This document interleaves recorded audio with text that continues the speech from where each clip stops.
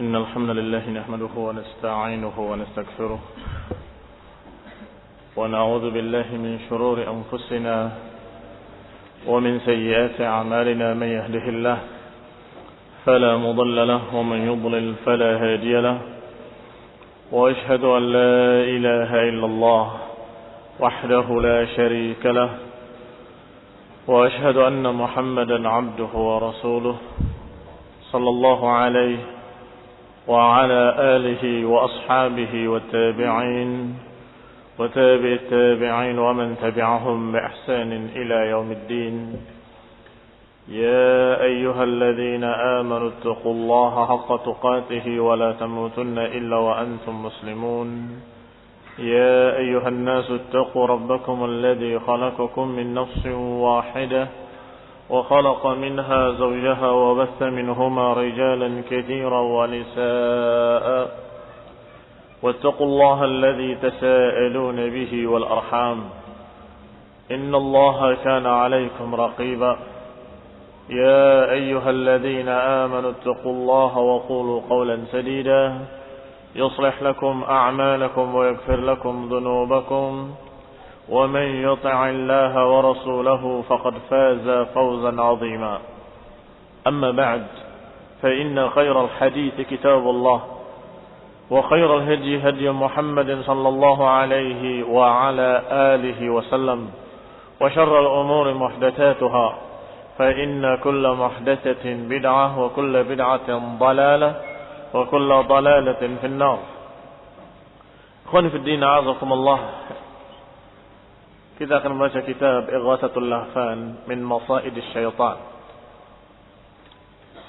yakni pertolongan bagi orang-orang yang sedang membutuhkan, tentunya orang-orang yang dalam keadaan terancam dengan tipu daya syaitan.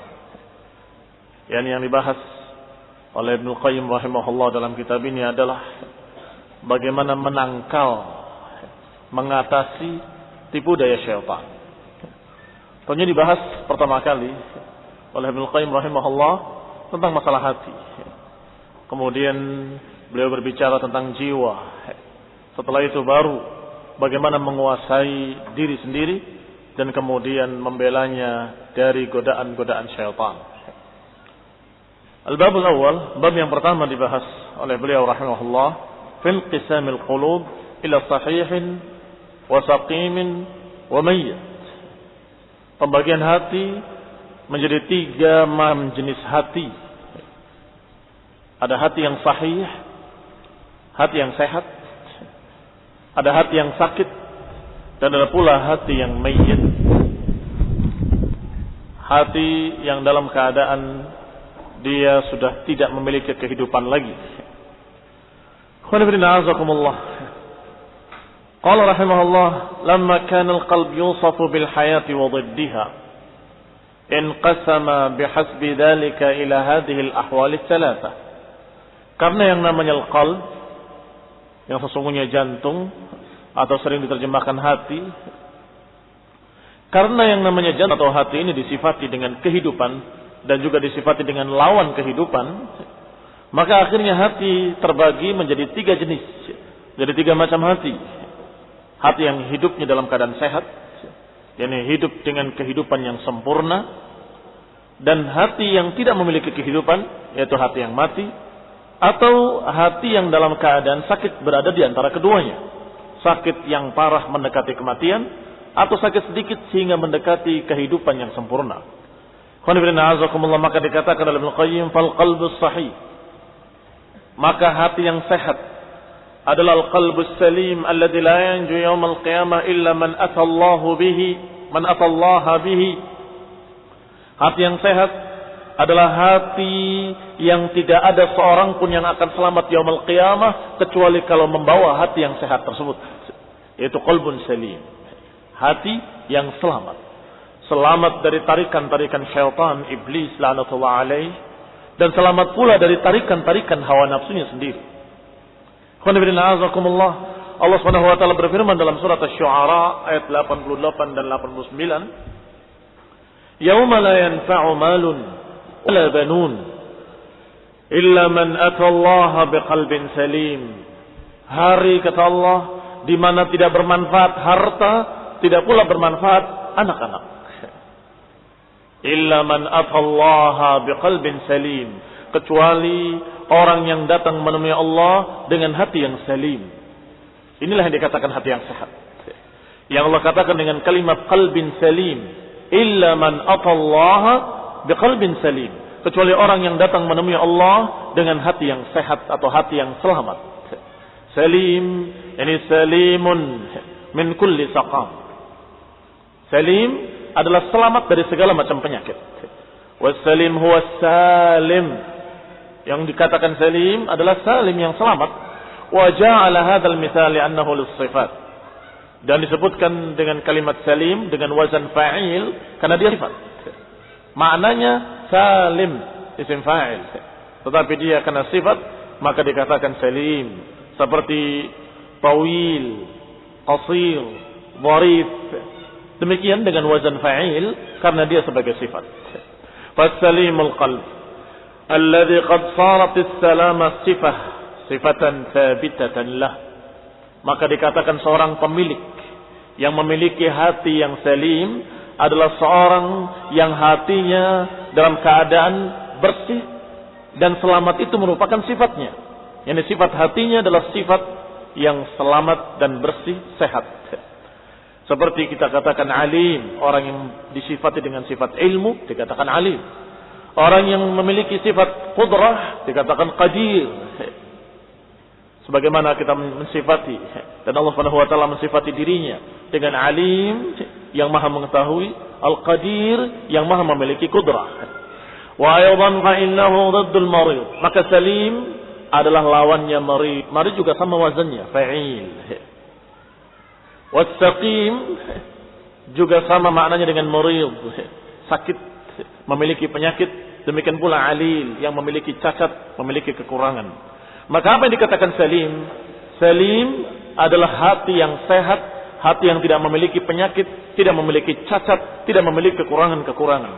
Dan Allah Subhanahu wa taala menyatakan nanti yaumul qiyamah, ketika manusia menghadap Allah seluruhnya tidak terkecuali.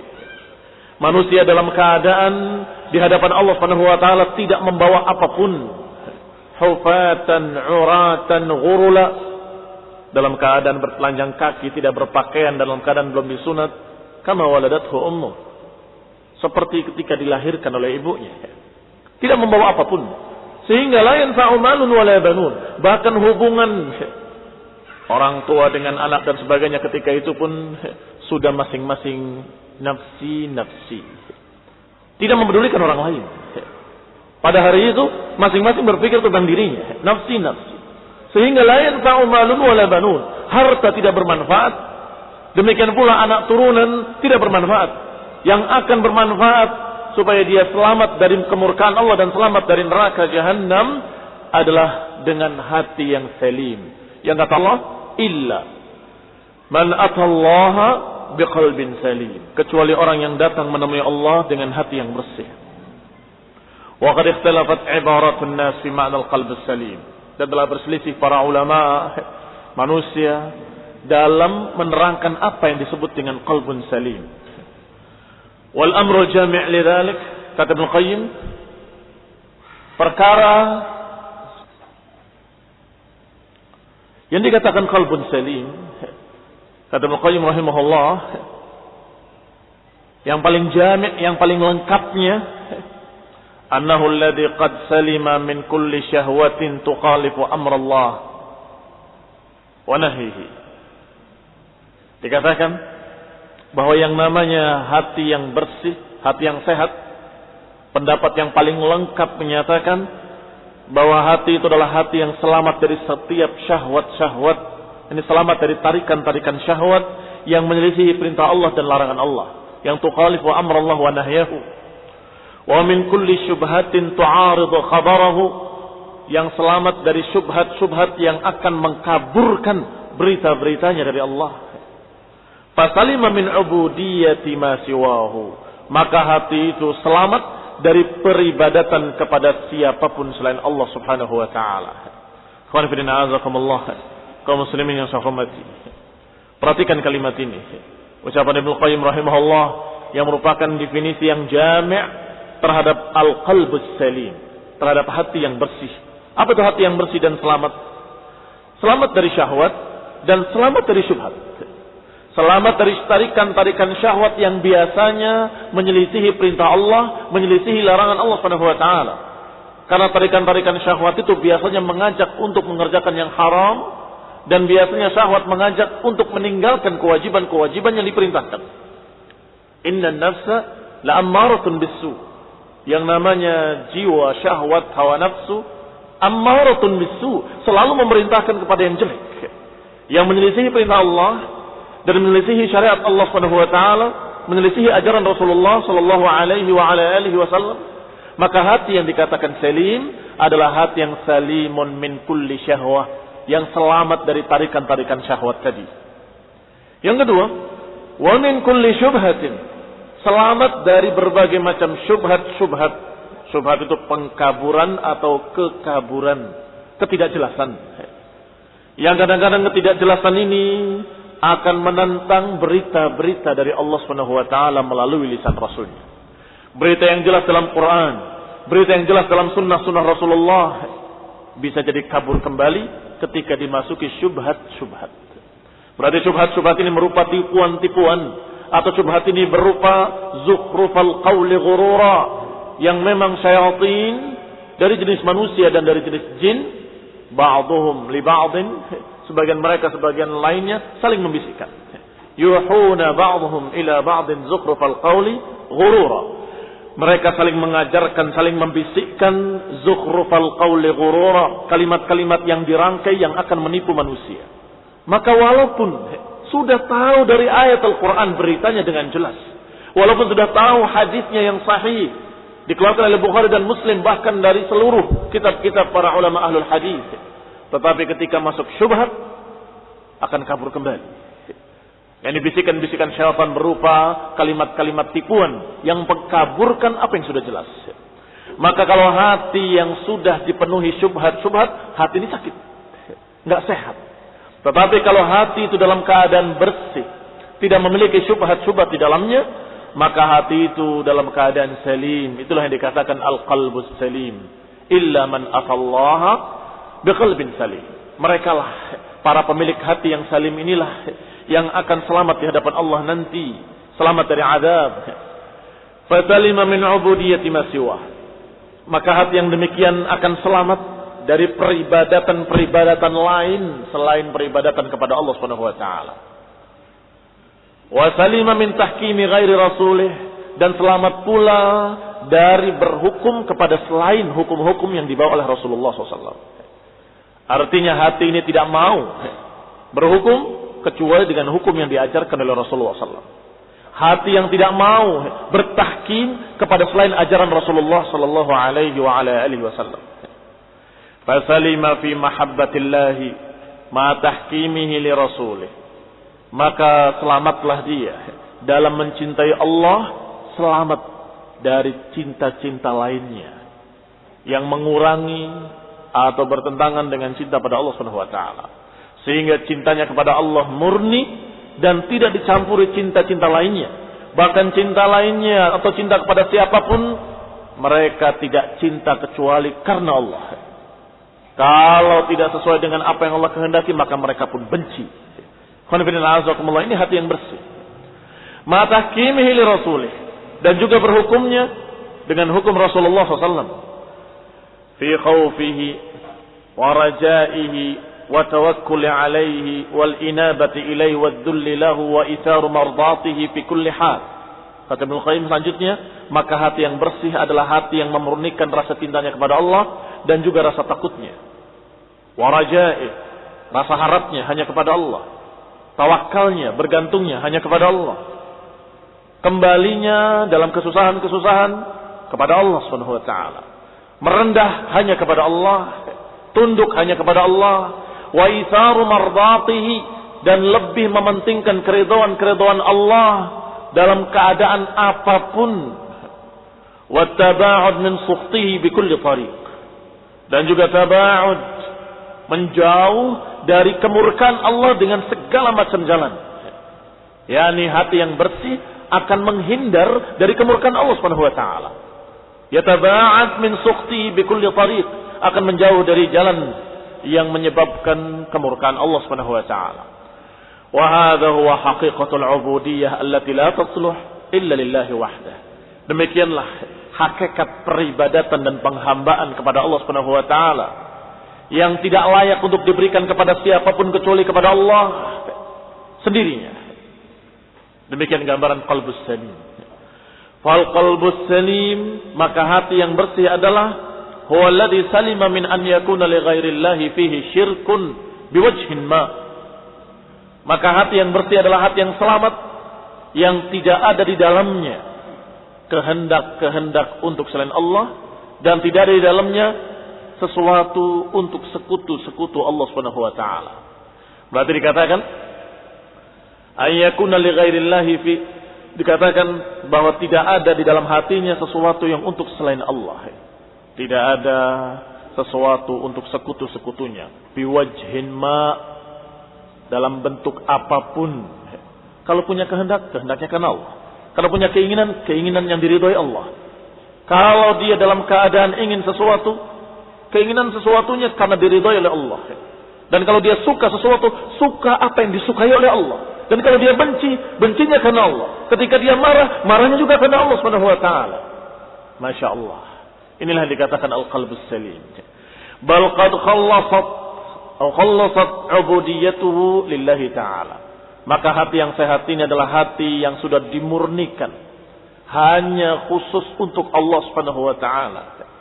Iradatan wa mahabbatan wa tawakkulan wa inabatan wa ikhbatan wa khasyatan wa rajaan. Yani kehendaknya, cintanya, tawakalnya, kembalinya, semuanya kepada Allah Subhanahu wa taala dan untuk Allah Subhanahu wa taala. Ikhbatan wa khasyatan, rasa takutnya, rasa harapnya hanya kepada Allah Subhanahu wa taala. Wa khallasa 'amalahu lillah, maka dia ikhlaskan seluruh amalan hatinya hanya untuk Allah Subhanahu wa taala.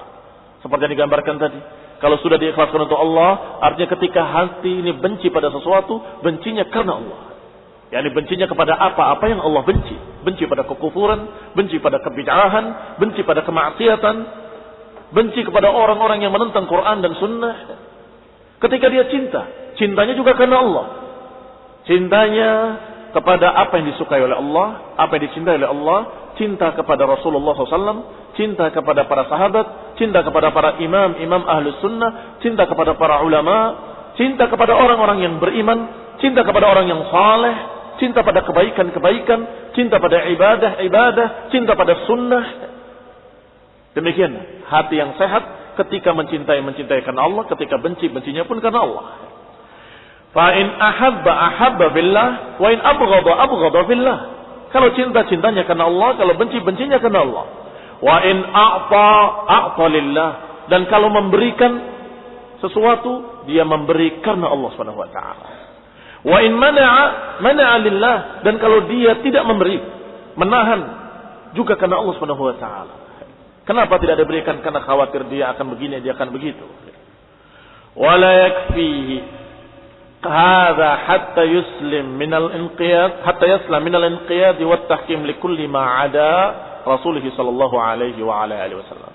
Dan ini tidak cukup kecuali dia harus bertahkim dan terikat dengan ajaran Rasulullah SAW. La yakfihi hadza hatta, tidak cukup semua tadi itu hingga dia terikat al-inqiyad wa tahkim, terikat dan berhukum kepada semua apa yang diajarkan oleh Rasulullah SAW dan tidak mau terikat pada selainnya. Perhatikan. La yakfihi hadza hatta yaslam min al-inqiyad wa tahkim li kulli man 'ada rasulih. Dan selamat dari keterikatan kepada selain Rasul, selamat dari bertahkim, dari berhukum kepada selain Rasulullah sallallahu alaihi wa ala alihi wasallam. Kenapa harus dilengkapi dengan ini? Karena walaupun dia katanya cintanya cinta karena Allah, bencinya benci karena Allah, beramalnya untuk Allah, walaupun dia tekadnya dalam hati seluruhnya untuk Allah, tapi kalau tidak mengikuti ajaran Rasulullah, dia akan salah. Walaupun niatnya benar, walaupun niatnya karena Allah, dan dia sungguh-sungguh untuk Allah, ikhlas, murni untuk Allah Subhanahu wa taala. Tetapi kalau tidak mengikuti ajaran Rasulullah, apa yang terjadi? Kesalahan dalam beramal, kesalahan dalam beribadah, dan itulah yang dikatakan bid'ah. Menjadi ajaran yang aneh, ajaran yang tidak diajarkan oleh Rasulullah, cara-cara beribadah yang tidak dikenal dalam Islam yang diajarkan oleh Rasulullah SAW. Maka dikatakan oleh Ibnu Qayyim, dan tidak cukup untuk memurnikan ibadahnya kepada Allah kecuali harus disertai tahkim kepada Rasulullah. Hati yang demikianlah yang dikatakan hati yang selamat. Selamat dari kesyirikan dan selamat pula dari ajaran-ajaran lain selain ajaran Rasulullah sallallahu alaihi wa ala alihi wasallam. Fa'aqid qalbahu ma'ahu 'aqdan muhkaman, maka dia ikat hatinya dengan prinsip-prinsip ini. Ini hati yang sehat. Hati yang diikat dengan prinsip-prinsip tadi. Aqdan muhkaman, dengan ikatan yang muhkam, ikatan yang sangat kuat, mantap. Alal ihtimam wal iqtida' bihi wahdah. Yani terikat dengan kokoh dan iktimam. Iktimam yakni mengambil sebagai imam. Al-iqtida' mengambil sebagai qudwah. Yani mengambil Rasulullah SAW sebagai satu-satunya imam panutannya dan sebagai satu-satunya uswah yang dia ikuti. Maka dia mengikuti para ulama dalam mengikuti sunnah Rasulullah. Mengambil ilmu dari para ulama karena ingin mengikuti Rasulullah SAW. Karena mereka membawa ilmu dari Rasulullah sallallahu alaihi wa ala alihi wasallam. Duna kulli ahad, tidak mengambil sunnah yang lain selain sunnah Rasulullah. Tidak mengambil ajaran lain selain ajaran Rasulullah SAW. Fil aqwali wal a'mali, dalam ucapan-ucapannya maupun dalam perbuatan-perbuatannya. Yang diikuti hanya satu ajaran, yaitu ajaran Rasulullah sallallahu alaihi wa ala alihi wasallam. Dan yang dikatakan aqwal adalah aqwalul qalb, ucapan-ucapan hati. Apa itu ucapan-ucapan hati? Karena sedang kita bicarakan adalah bicara hati. Maka hati yang sehat adalah hati yang ucapan hatinya untuk Allah dan perbuatannya untuk Allah. Kok perbuatan? Perbuatan kan bukan di hati. Iya, yang kita bicarakan ucapan-ucapan hati, perbuatan-perbuatan hati. Apa itu ucapan hati? Ikrar yang harus diyakini di dalam hati. Yani al-aqaid, aqidah. Menyatakan dalam hati dengan yakin bahwa la ilaha illallah. Itu qaulun, ucapan hati. Dan juga dari ucapan hati akan muncul pada lisannya. Kalau hati ini beriman, maka lisannya akan menyatakan asyhadu an la ilaha illallah. Maka lidah akan ikut mengucapkan. Karena yang namanya hati idza salahat saluhal jasadu kullu wa idza fasadat fasada jasadu kullu. Yang namanya hati kalau dia baik akan baik seluruh tubuhnya, kalau dia jelek akan jelek seluruh tubuhnya. Maka ketika hatinya berikrar dengan akidah la ilaha illallah, maka mulutnya akan mengucapkan asyhadu an la ilaha illallah. Ketika hati dalam keadaan meyakini tentang tauhid, maka akan dibuktikan dalam perbuatannya, dalam ibadahnya, dalam keikhlasannya ketika beramal. Wahiyal khabar amma fil qalb. Berarti yang namanya lidah ketika berbicara itu adalah khabarun amma fil qalbi, berita apa yang dalam hati. Kadang-kadang seorang hatinya berbeda, tetapi dohirnya sama. Kapan akan terlihat kalau hati dua orang ini berbeda? Fi zallati lisanih, pada ketergelinciran lidahnya. Pada ketergelinciran lidahnya. Ketika berangkat sama-sama. Ketika sholat sama-sama ke masjid. Ketika berpakaian sama pakaiannya. Masya Allah, pakaian sunnah. Tetapi yang satu dalam keadaan memiliki keyakinan, yang satu dalam keadaan ragu. Apakah akan terlihat dari hatinya? Tidak terlihat. Tidak ada yang mengetahui apa yang di dalam dada kecuali Allah. Allah Subhanahu wa taala yang alim bidzatis sudur, yang maha mengetahui apa yang di dalam dada.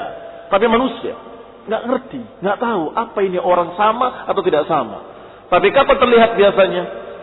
Biasanya akan terlihat dari tergelincirnya lidah. Tapi ini omong-omong untuk apa sih? Loh, kamu ngomong apa? Enggak, maksud saya Dia walaupun sudah maksud saya mencabut kembali ucapan yang tadi, sudah terlihat ini orang berbeda dengan yang ini. Dia masih agak ragu, kenapa kok harus begini, kenapa harus begitu, tidak yakin. Sedangkan yang ini dalam keadaan yakin, ilman wa amalan. Ilmunya dia tahu dan juga keyakinannya dia mantap dalam keadaan beramal yang membuktikan apa yang di lidahnya. Ikhwan fillah, azakumullah. Maka dikatakan di sini yang namanya lisan adalah khabar amma fil qalb, memberitakan apa yang dalam hati. Wa amalul qalbi, dan amalannya juga amalan hati. Apa itu amalan hati?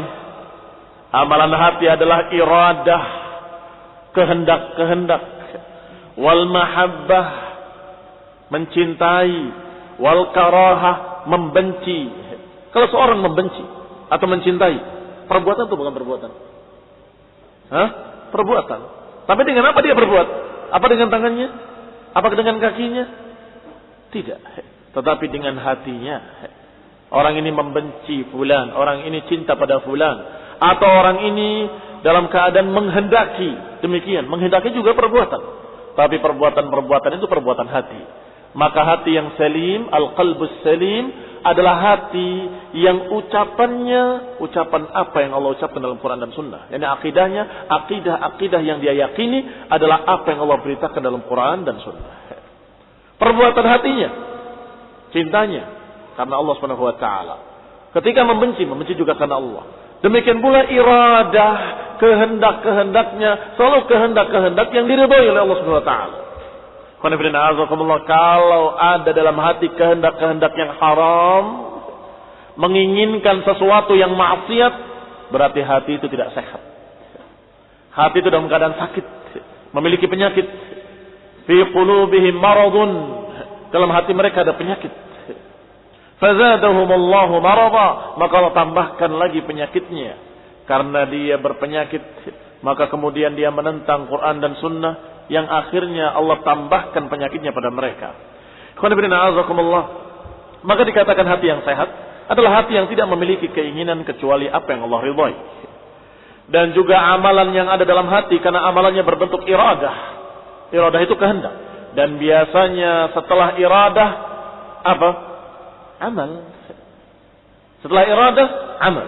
Ketika dalam hati punya keinginan jelek, kalau dia lawan, dia tepis, selamat. Tapi kalau kemudian dituruti, dia berbuat dengan tangannya, dengan kakinya, maka itu adalah cerminan hatinya. Cerminan hatinya. A'malul jawarih. Fayakunul hakim alaihi fi dhalika kullih. Diqqahu wa jullahu huwa ma jaa bihi Rasul. Maka yang menjadi hakim, yang menghukumi seluruh tubuhnya, yang menghukumi, yang menentukan perbuatan tangannya, perbuatan kakinya, perbuatan matanya, perbuatan telinganya, semuanya adalah hatinya. Diqqahu wa jullahu, yang rincinya ataupun yang besarnya, yang daqiq ataupun yang jalil, yang kecil rinci ataupun yang besar, semuanya diatur dari hati.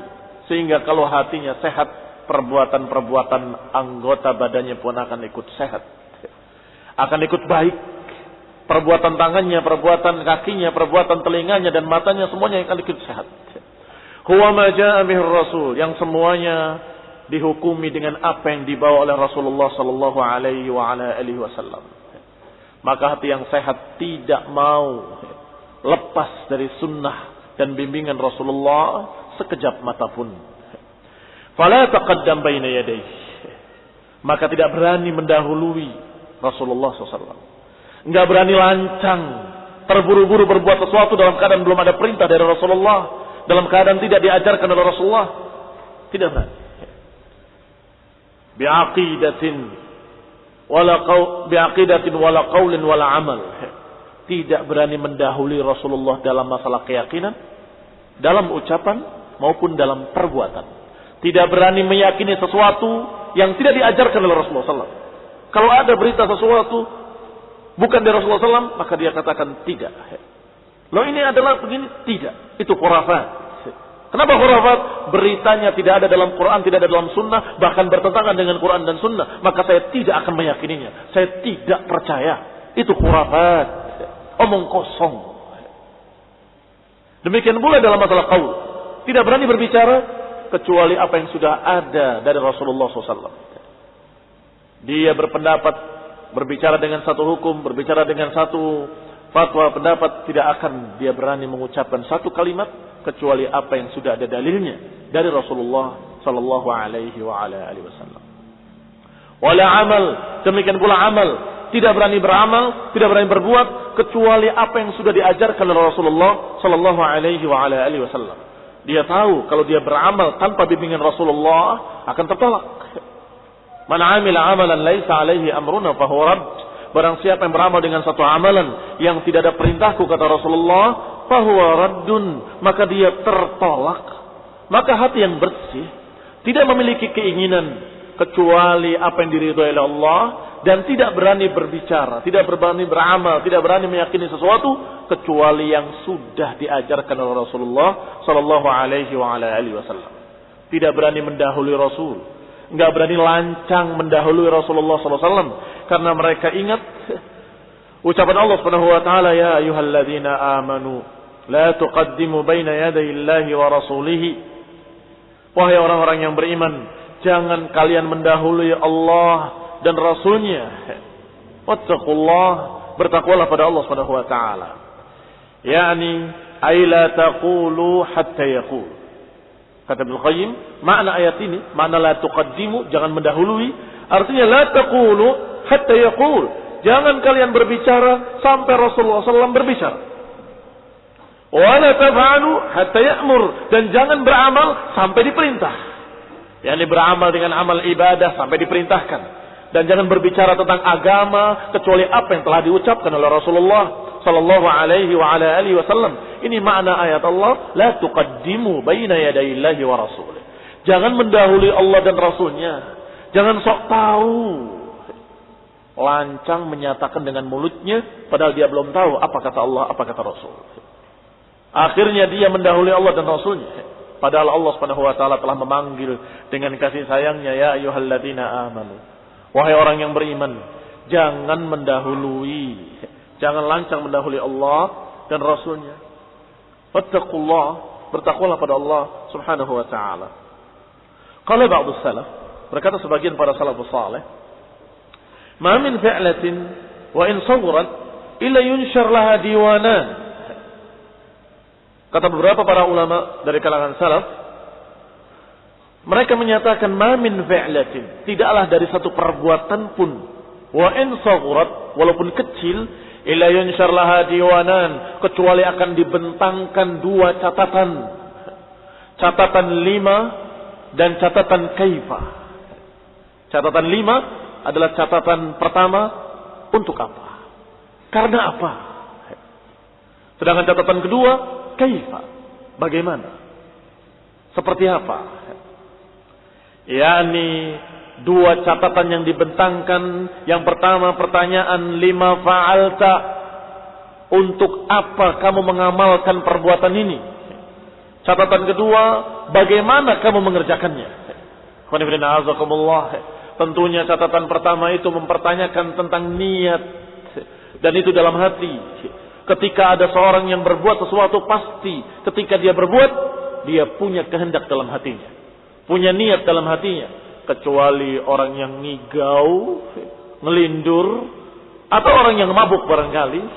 Tapi kalau orang itu dalam keadaan sehat, sadar, ketika dia berbuat, pasti ada niat. Maka kita tanya dalam diri kita, kenapa? Untuk apa? Kalau itu adalah untuk kebaikan karena Allah Subhanahu wa taala, lanjutkan. Tapi kalau itu adalah kehendak untuk sesuatu yang jelek dan haram, untuk siapa kamu kerjakan? Untuk hawa nafsumu menentang Allah, untuk syaitan menentang ajaran Rasulullah, maka tolaklah. Tidak. Maka catatan pertama ini kalau dilaksanakan, tetap diamalkan, dicatat dengan catatan pertama. Yani dia berbuat untuk hawa nafsunya sendiri, untuk syaitan. Itu catatan pertama. Dikatakan Ibnu Qayyim dengan rincinya, su'alun fal awwal su'alun an illatil fi'l wa ba'ithuhu wa da'ihi. Catatan pertama adalah mempertanyakan tentang alasan dia berbuat dan tentang apa faktor pendorongnya, apa da'ihi, apa faktor yang mendorongnya, yang mengajak dia berbuat seperti itu apa. Hal huwa haddun ajilun min hududil amil? Apakah pendorongnya, alasannya adalah hanya bagian yang disegerakan yang dia inginkan di dunia? Ini haddun ajil, harapan yang segera, yani dunia maksudnya, kalau segera itu dunia. Min hududil amil, kebutuhan-kebutuhan si pelaku, atau gharadun min aghradid dunya fi mahabbatil madah, atau tujuannya adalah, atau pendorongnya adalah tujuan-tujuan dunia seperti mahabbatul madah, ingin dipuji oleh manusia, au khaufi dhammihim, atau takut dicela oleh manusia, au istijlabi mahbubin ajil, atau karena ingin mendapatkan sesuatu yang dia sukai, yang juga ajil di dunia, yang dia sukai di dunia, au daf'i makruhin ajil, atau ingin menolak kejelekan yang dia enggak sukai yang di dunia juga. Amil ba'id 'alal fi'l al-qiyam bihaqqil ubudiyah.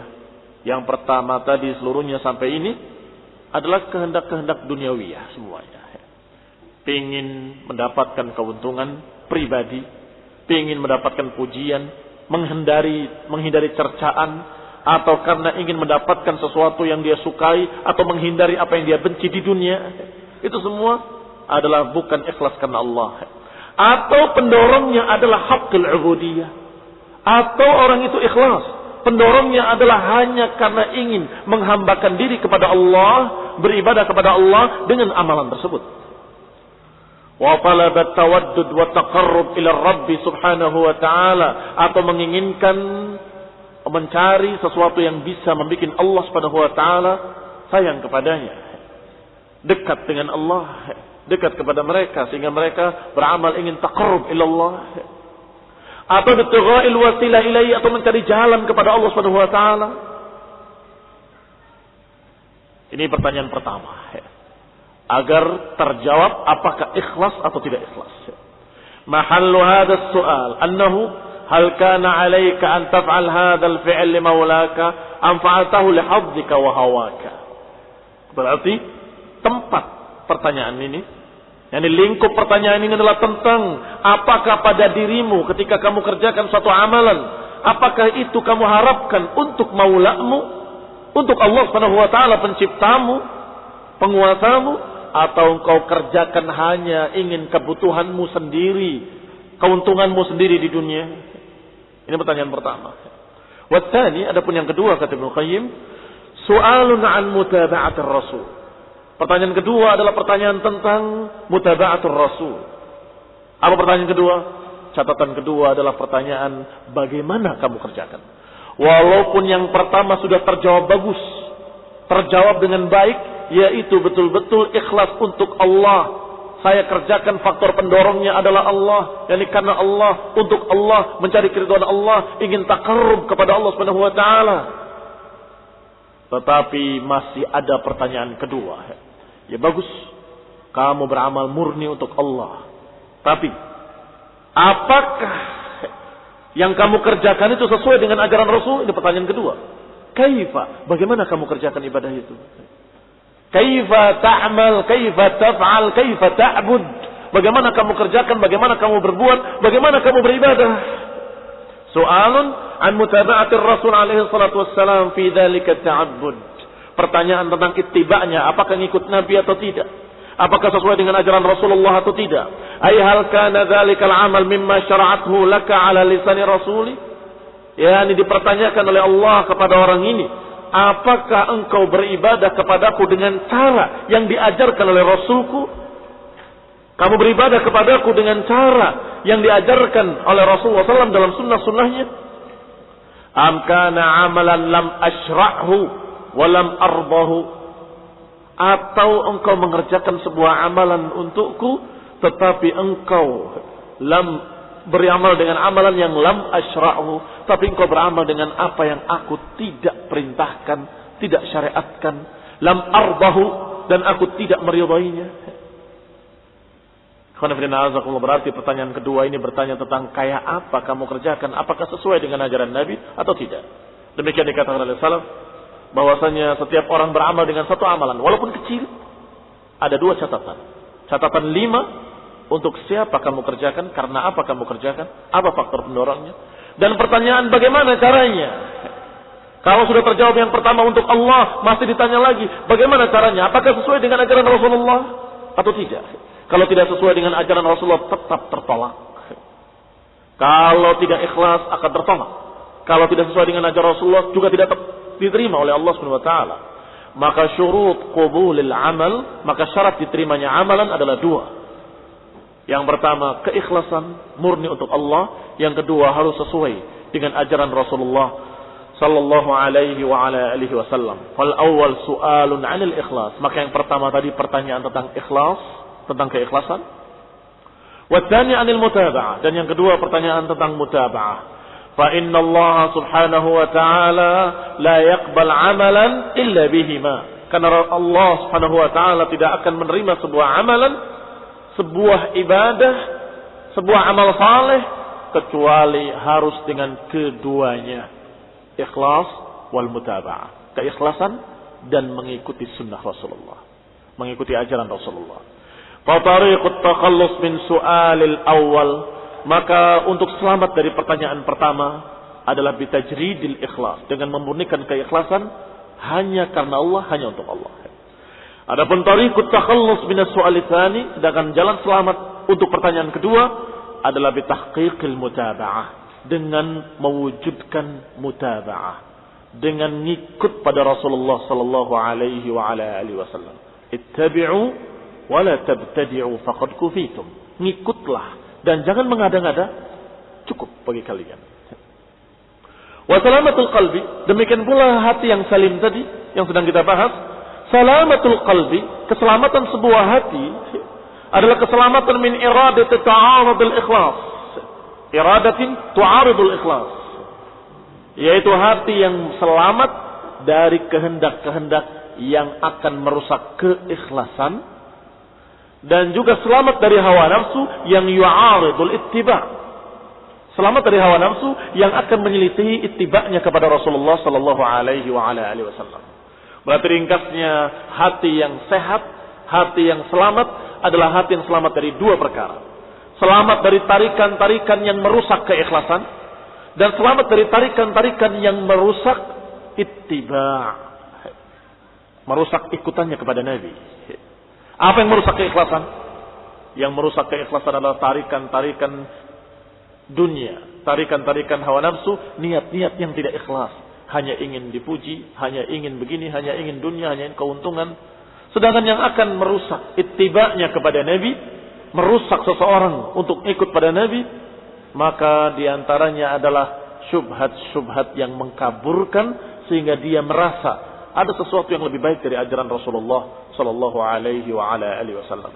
Kalau hati itu selamat dari keduanya, dari tarikan-tarikan yang merusak ikhlas dan tarikan-tarikan yang merusak ittiba', hada haqiqatu salamatil qalbi. Itulah yang dikatakan hakikat keselamatan hati.